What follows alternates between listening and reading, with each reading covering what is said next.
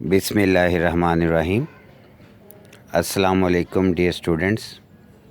मैं आपका teacher Ibrahim Haider Ali from government degree college Mian Channu. आज का जो हमारा लेक्चर होगा वो third chapter first year biology का एंजाइम्स है। हमने 2 चैप्टर ख़त्म कर लिए थे।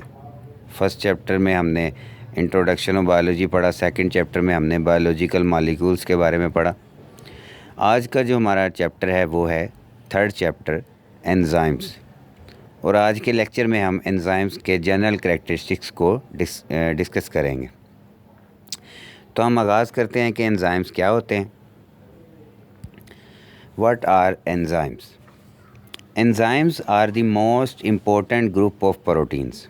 एंजाइम्स जो हैं वो जो प्रोटीन्स हैं उनका सबसे इम्पोर्टेंट ग्रुप है। आपकी बॉडी की किसी भी जानदार के सेल की सबसे इम्पोर्टेंट प्रोटीन्स जो हैं वो एंजाइम्स होते हैं, विच आर बायोलॉजिकली एक्टिव। क्योंकि सेल के अंदर जितने भी केमिकल रिएक्शंस हो रहे हैं, जितना भी मेटाबॉलिक रिएक्शंस हो रहे हैं, सब के लिए कोई ना कोई एंजाइम इन्वॉल्व होता है।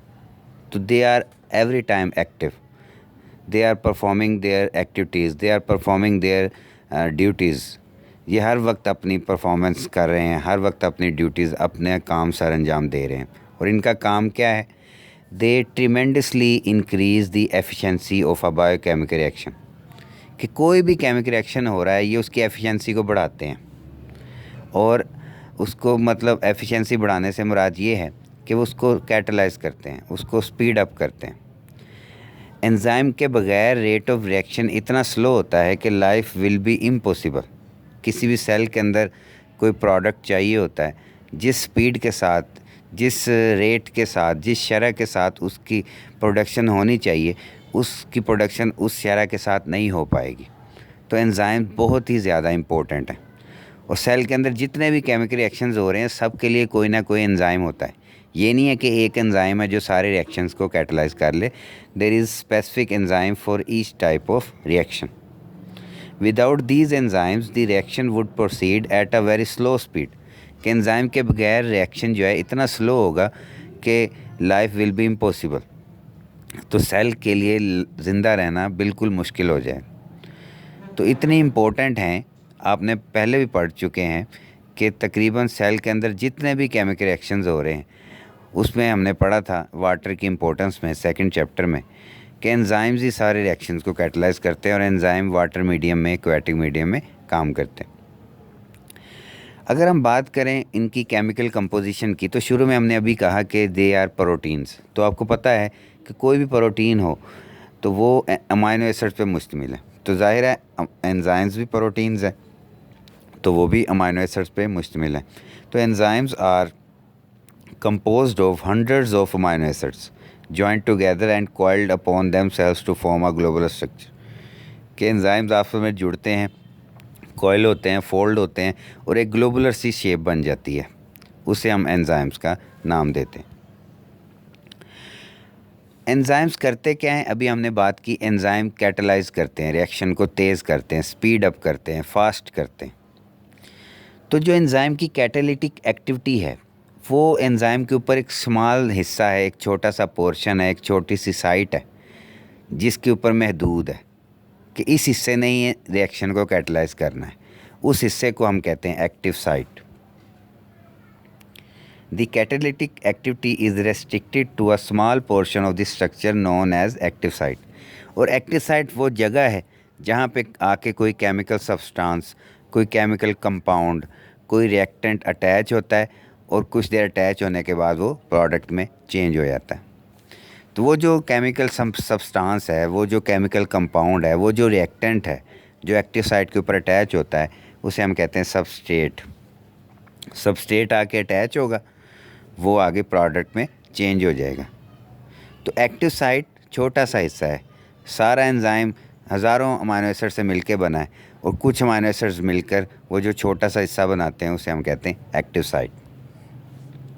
अभी आपके सामने एक एंजाइम है, ये उसका नाम है कैटालेज। ये पूरा एंजाइम है, ये अमाइनो एसिड, हज़ारों अमाइनो एसिड मिलकर इसको बना रहे हैं, और ये सारी कॉइलिंग और फोल्डिंग की वजह से ये ग्लोबुलर सा स्ट्रक्चर बना। इसके ऊपर देखें, ये एक छोटा सा पोर्शन है जिसको उन्होंने लेबल किया एक्टिव साइट। यहाँ पे आके कोई सबस्ट्रेट अटैच होगा और प्रोडक्ट में चेंज होगा। अगर हम वैसे जनरल्स देखें तो ये येलो कलर में ये कंप्लीट एंजाइम है, ये रेड कलर में ये सबस्ट्रेट है, और ये वो एक्टिव साइट है जिसके ऊपर सबस्ट्रेट आके अटैच होगा और वो जो कल कलाम बाद में वो प्रोडक्ट में चेंज हो जाएगा। और वो एंजाइम के बगैर शायद ये सबस्ट्रेट प्रोडक्ट में चेंज ना होता, या वो पड़ा रहता साइटोप्लाज्म के अंदर या किसी ऑर्गेनेल के अंदर, और वो उस स्पीड से उस शरह से प्रोडक्ट में चेंज ना होता। तो कोई भी रिएक्शन है, अब यहाँ पे उन्होंने दिखा ये एंजाइम है कैटालेज, तो इसका जो सबस्ट्रेट है वो है H2O2 हाइड्रोजन पेरोक्साइड।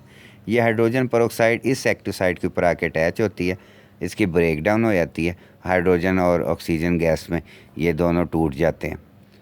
तो कैटालेज रिएक्शन, ये कैटालेज एंजाइम इस रिएक्शन को कैटलाइज करता है।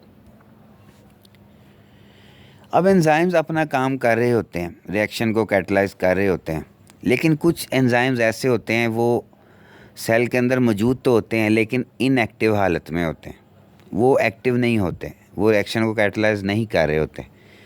उनको अपनी एक्टिविटी के लिए एक ऐसा पार्ट चाहिए जो उनको एक्टिव कर दे। तो सम enzyme require a non-protein part known as cofactor which is essential for the proper functioning of the enzyme। तो कुछ एंजाइम्स ऐसे होते हैं उन्हें एक नॉन प्रोटीन पार्ट चाहिए। नॉन प्रोटीन मतलब वो प्रोटीन नहीं है, एंजाइम खुद प्रोटीन है लेकिन उसको एक नॉन प्रोटीन पार्ट मतलब कुछ भी हो सकता है, वो प्रोटीन के अलावा कोई भी चीज़ उसके साथ अटैच होती है और एंजाइम को एक्टिव कर देती है। वो कोई भी चीज़ मीन्स वो कोई आयन हो सकता है, वो कोई ऑर्गेनिक चीज़ हो सकती है, वो कोई इनऑर्गेनिक चीज़ हो सकती है, बट वो प्रोटीन नहीं है। उसे हम कोफैक्टर कहते हैं। Cofactor usually act as a bridge. Cofactor एक ब्रिज का काम करता है कि एंजाइम कोफैक्टर के बगैर कुछ भी नहीं है। लेकिन ये याद रखिए कि तमाम एंजाइम की बात नहीं हो रही। कुछ एंजाइम्स ऐसे हैं जिनको कोफैक्टर चाहिए, बाकी एंजाइम्स को कोफैक्टर नहीं चाहिए। ऐसे एंजाइम्स जिनको कोफैक्टर चाहिए हम उनकी बात कर रहे हैं। उनके लिए कोफैक्टर एक ब्रिज का काम करता है, सबस्ट्रेट और एंजाइम को जोड़ता है, जिसके बाद रिएक्शन कैटलाइज हो जाता है और वो एंजाइम प्रोडक्ट बना देता है। अब ये आपके सामने मिसाल है कि फ़र्ज़ करें ये एक एंजाइम है, ये इनएक्टिव है, ये कोफैक्टर है, जब ये इसके साथ आके अटैच हो जाता है तो ये एक्टिव हो जाता है। अब ये दो सबस्ट्रेट हैं, इनको जुड़ने की जगह भी मिल गई और ये दो सबस्ट्रेट अटैच हो सकते थे। अगर ये कोफैक्टर ना लगा होता तो शायद ये दो सबस्ट्रेट भी अटैच ना हो पाते। तो ये एंजाइम, इसको कोफैक्टर मिला तो ये अब सबस्ट्रेट भी इसके साथ जुड़ सकते हैं। अगर इसके साथ कोफैक्टर ना होता तो without cofactor protein is not active, and with cofactor तो प्रोटीन एक्टिव हो जाती है। तो कुछ एंजाइम्स हैं, सारे नहीं, कुछ एंजाइम्स हैं वो तब तक इनएक्टिव रहते हैं, काम ही नहीं करते जब तक उनको कोफैक्टर ना मिले। आगे हम देखते हैं कि कोफैक्टर की मुख्तलिफ टाइप्स हैं जो चाहिए होते हैं एंजाइम की एक्टिविटी के लिए। अगर हम जनरली बात करें तो जो दो ग्रुप्स हम बनाते हैं कोफैक्टर के, एक होते हैं इनऑर्गेनिक कोफैक्टर, एक होते हैं ऑर्गेनिक कोफैक्टर। इनऑर्गेनिक कोफैक्टर में ज़्यादातर मेटल आयंस होते हैं, जैसे कि मैग्नीशियम आयन है, आयरन है, कॉपर है, जिंक है, ये कोफैक्टर का काम करते हैं। और ऑर्गेनिक कोफैक्टर्स भी दो तरह के हैं। फिर ऑर्गेनिक फिर दो हैं, कोएंजाइम्स और प्रोस्थेटिक ग्रुप्स। अब ऑर्गेनिक कोफैक्टर के अगर हम बातें करें, हमने कहा दो तरह के हैं, एक हैं कोएंजाइम्स, एक हैं प्रोस्थेटिक ग्रुप। दोनों में फ़र्क क्या है? अगर कोफैक्टर एंजाइम के साथ अटैच हो जाए और कोवलेंट बॉन्ड बनाए, कोवलेंट बॉन्ड कहते हैं इलेक्ट्रॉन पेयर की शेयरिंग से जो बॉन्ड बनता है। कोफैक्टर अटैच तो है एंजाइम के साथ लेकिन उसने कोवलेंट बॉन्ड बना लिया, तो ये एक स्ट्रॉन्ग बॉन्ड होता है। तो ऐसे कोफैक्टर को कहते हैं प्रोस्थेटिक ग्रुप। जैसे उन्होंने मिसाल दी यहाँ पे फ्लेवोप्रोटीन प्लस FAD। तो फ्लेवोप्रोटीन एंजाइम है और उसके साथ FAD जो है ये प्रोस्थेटिक ग्रुप अटैच हो जाता है। तो ये जो प्रोस्थेटिक ये कोवलेंट बॉन्ड बनाता है। लेकिन अगर कोई कोफैक्टर लूजली अटैच हो, लूजली अटैच का मतलब है कि उसने कोवलेंट बॉन्ड नहीं बनाया लेकिन कोवलेंट बॉन्ड के अलावा कोई और वीक सा बॉन्ड बना लिया, वो चाहे उसने हाइड्रोजन बॉन्डिंग के ज़रिए या किसी और डाइपोल डाइपोल मूवमेंट वो होती हैं attachment and dipole dipole forces हैं कि पॉजिटिव और नेगेटिव पोल्स ने अटैक्ट कर लिया, तो कोवलेंट बॉन्ड के अलावा कोई और बॉन्ड, लेकिन वो लूज बॉन्ड है, वो कोवलेंट बॉन्ड के जितना स्ट्रॉन्ग नहीं है, फिर उस कोफैक्टर को हम कहेंगे कोएंजाइम्स।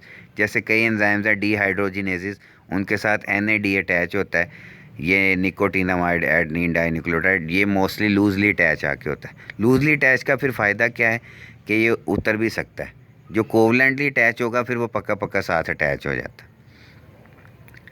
अब आपके सामने उन्होंने मिसाल दी है कि ये एक एंजाइम है, ये इसका कोएंजाइम है, एंजाइम और कोएंजाइम आपस में जुड़ गए और ये फिर सबस्ट्रेट आके अटैच हुआ। लेकिन यहाँ पे जो नोट करने वाली बात है कि एंजाइम इनएक्टिव है, ये एक्टिव एंजाइम है। ये कोएंजाइम जब तक इसके साथ जुड़ेगा नहीं ये एक्टिव नहीं होगा। तो एंजाइम अगर कोफैक्टर के बगैर है वो इनएक्टिव है, ऐसे एंजाइम को कहते हैं apo enzyme, apo enzyme APO, apo. और जब इसके साथ कोएंजाइम जुड़ जाए और वो एक्टिव हो जाए, ऐसे एंजाइम को कहते हैं हॉलो एंजाइम। हॉलो एंजाइम मतलब एंजाइम अब कंप्लीट है, होल एंजाइम, होलो मतलब होल एंजाइम।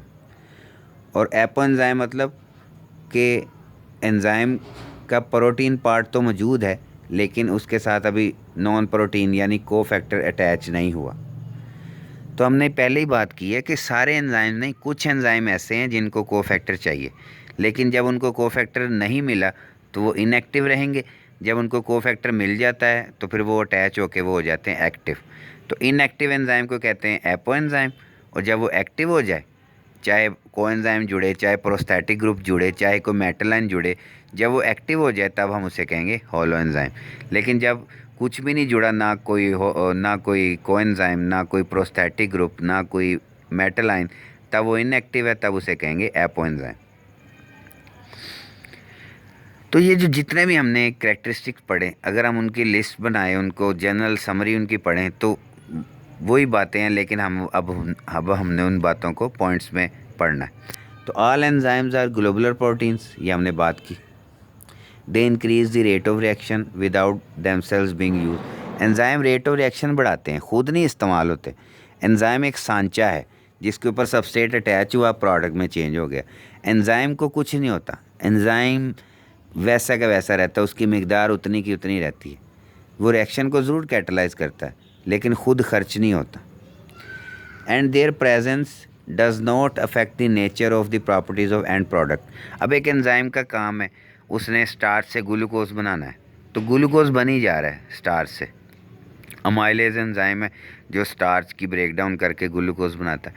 अब ग्लूकोज बनता जाएगा, अमाइलेज भी मौजूद है, स्टार्च ग्लूकोज में चेंज होता जा रहा है, लेकिन अमाइलेज की वजह से अब ग्लूकोज पे कोई फ़र्क नहीं पड़ रहा कि अब आप ये कहें कि वही अमाइलेज अब ग्लूकोज को स्टार्च में चेंज कर देगा, ऐसा नहीं होगा।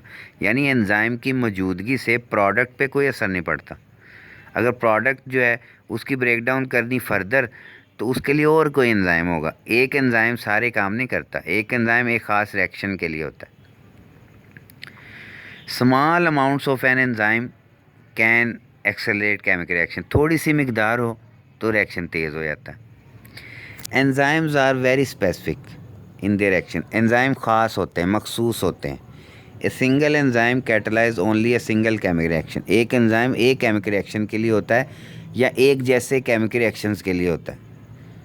अब एक एंजाइम है जो डीहाइड्रोजिनेशन करता है, तो वो डीहाइड्रोजिनेशन ही करेगा, वो ये नहीं है कि ऑक्सीजन ऐड करेगा। वो ऑक्सीजन रिमूव करने के लिए तो वो रिमूव ही करेगा। एक एंजाइम है जो हाइड्रोलिसिस के लिए है, वो हाइड्रोलिसिस ही करेगा। एक एंजाइम जो है जो कंडेंसेशन के लिए है, वो कंडेंसेशन करेगा। एक एंजाइम जो है रिडक्शन के लिए है, वो रिडक्शन करेगा।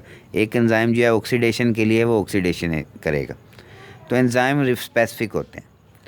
लेकिन एक बात है कि दे आर सेंसिटिव। अगर पीएच में कोई तब्दीली होती है, टेम्परेचर में कोई तब्दीली होती है, सबस्ट्रेट में कोई तब्दीली होती है, कंसंट्रेशन में, तो रिएक्शन के रेट पे असर पड़ता है। आगे हम डिटेल में भी पढ़ेंगे अगले लेक्चर में कि कैसे फ़र्क पड़ता है। और फिर वही बातें कि they in require a non protein part, जिसे कोफैक्टर कहते हैं, कि कुछ एंजाइम्स ऐसे हैं जिनको कोफैक्टर की ज़रूरत होती है। एंड आखिरी पॉइंट है, they lower the activation energy of the reactions. Activation energy का मतलब, अब देखें हमने कहा रिएक्शन को तेज़ करते हैं एंजाइम्स, तो कैसे तेज़ करते हैं? हर रिएक्शन को स्टार्ट करने के लिए एनर्जी चाहिए होती है, उसे कहते हैं एक्टिवेशन एनर्जी। अब एक रिएक्शन है, उसको स्टार्ट करने के लिए 1000 किलो कैलोरी एनर्जी चाहिए। फ़र्ज़ करें, मैं एक मिसाल दे रहा हूँ। अब 1000 किलो कैलोरी एनर्जी होगी तो वो रिएक्शन होगा। अगर हम एंजाइम ऐड कर देंगे तो वो जो 1000 किलो कैलोरी एनर्जी है, एंजाइम क्या करता है, एंजाइम खुद एनर्जी प्रोवाइड करता है। तो अब रिक्वायर्ड एनर्जी थी 1000 एंजाइम के बगैर, जब हम एंजाइम ऐड करते हैं तो रिक्वायर्ड एनर्जी फ़र्ज़ करें हो गई है 100 किलो कैलोरी। तो अब देखें एंजाइम के बगैर 1000 चाहिए थी, एंजाइम की वजह से 900 कम हो गई, तो अब 100 किलो कैलोरी से भी रिएक्शन हो जाएगा। तो इसका मतलब है एंजाइम ने क्या किया, एक्टिवेशन एनर्जी को कम कर दिया। जब एक्टिवेशन एनर्जी कम हो गई तो रिएक्शन फास्ट हो जाएगा। अदरवाइज़ अगर एक्टिवेशन एनर्जी 1000 ही है तो जब तक वो एनर्जी नहीं मिलेगी रिएक्शन नहीं होगा, रुका रहेगा। तो एंजाइम रेट ऑफ रिएक्शन को कैसे बढ़ाते हैं, वो एक्टिवेशन एनर्जी को कम कर देते हैं। तो ये कुछ कैरेक्टरिस्टिक्स थे, हमने एंजाइम के बारे में पढ़ लिया। जनरल क्या होता है, एक्टिव साइट क्या है, सबस्ट्रेट क्या है, कोफैक्टर क्या है, उनकी टाइप्स क्या हैं, इनऑर्गेनिक, ऑर्गेनिक। फिर हमने कोएंजाइम प्रोस्थेटिक ग्रुप पढ़ लिया, एपोएंजाइम, होल एंजाइम पढ़ लिया, जनरल कैरेक्टरिस्टिक्स भी डिस्कस कर लिए। तो ये आज का लेक्चर था, इसको गौर से पढ़ना है, समझना है इंशाल्लाह। फिर मैं जब वक्तन फ़क्तन मुझे टाइम मिलता रहेगा मैं अपने लेक्चर्स अपलोड करता रहूँगा। कोई भी क्वेश्चन हो, कोई भी सवाल पूछना हो तो मैं हाज़िर हूँ। अल्लाह आप सबका हामी नासिर हो। इंशाल्लाह नेक्स्ट लेक्चर में फिर मुलाकात होगी। अल्लाह हाफ़िज़।